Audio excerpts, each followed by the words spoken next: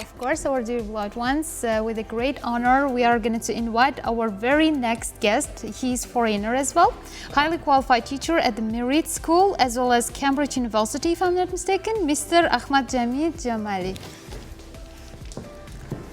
Glad to see you here in our studio. Thank you very much indeed, sir. How are you doing? Good afternoon. Good afternoon. How are you? Thank you very much indeed. Thank you very much and have a wonderful day from the beginning of our conversation. And first of all, again, thank you very much for accepting our offer. We really appreciate your precisely time and work, as well as listen your not only work but also life experiences. Thank you very much indeed. First of all, hello everyone watching us live on Foreign Language Channel. Related Happy Eid, and I'm really happy. I'm really honored to be here. Thank you very much indeed, Maftuna. And yeah, thanks for having me here. So would you like to talk a little bit about yourself in general? Well, I go by Jawid, but my full name is Jawid Jamali. I'm from Afghanistan. I was born in Afghanistan, and when I was a kid of, I don't know, perhaps I was an infant, my family migrated to Pakistan. I can hardly remember those days, but then I can pretty well remember that I went to an Iranian school upon we immigrated to Iran after staying for some times in Pakistan. And yeah, I had a lot of great memories in Iran. And after some couple of years, we returned back to Afghanistan, to my hometown of Maimana. It's a beautiful city.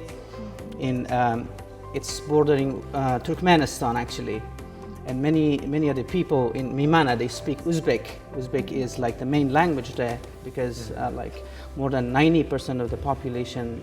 Do you know Uzbek as well? Yeah, I know Uzbek as well. Really? Yeah, I know Uzbek, I know Persian, I'm multilingual. And yeah, I finished my high school in my hometown of Maimana, and I won a scholarship and went to India, Goa. I think you've heard about Goa. So I did business administration at Domosu College Panjim, affiliated to Goa University. I have a lot of great memories with my Indian friends, and I had time to immerse myself, delve deeper into the Indian culture. It was interesting for me to explore a new culture, a country with hundreds of religions, hundreds of languages. It was interesting for me. So I tried to not only live as Afghan, but to live as an Indian, to see how they look at certain things in life. And upon completing and obtaining my bachelor's degree from Goa University, I returned back to my country. I started teaching, and let me tell you that starting from I was a teenage of 15 that I started teaching in my hometown of Maimana, and it all started with private tuition classes. Houses in Afghanistan, we have one room allocated for guests. I think in Uzbekistan also you have it. Yeah, guest room we have also. Many of the traditional houses, we call it mehman khana. Mehman khana, of course. You also call it mehman khana. And I started teaching, and through all the years that I complete, I think my high school years and my bachelor degree years, I'd been teaching continuously, simultaneously. And then I started my work after completing my bachelor's degree, and after 2 years, I think, that was back in 2020, I came to beautiful Uzbekistan. I love the country, I love the nature, I love everything about Uzbekistan, and more specifically, people are really hospitable, really kind, and yeah, that really impressed me a lot. And of course, I have to admit that I love osh. We also have Uzbek pilaf in Afghanistan. Did you know that? Yeah, Uzbek pilaf is the national meal in Afghanistan. It's a little bit different. I can also cook it. Preparation is the same, I think, yeah? Almost the same, yeah, almost the same. We put have a lot in common, right? We have a lot in common. We have a lot in common. Similarities are close. Indeed, indeed. And yeah, so I started my master's at Westminster International University in Tashkent. Fortunately, I was able to complete my master's in international business management. And I learned a lot of things when I joined Westminster. I tell you the truth, I was a lazy student. Yeah, I didn't do very well because, you know, after years of leaving, I've come to a realization that I'm not someone made for business. I was more into philosophy when I was a kid. I used to read, you know, stories and novels of Oscar Wilde. I have been, you know, I have dealt myself into Russian literature as well, Dostoevsky, you know, Anton Chekhov. From Latin America, you know, Gabriel Garcia Marquez, Paulo Coelho, of course, he's very famous with The Alchemist. And but by the way, yeah, that was what I had to do. I completed my master's, and upon completing my master's, I started my PhD.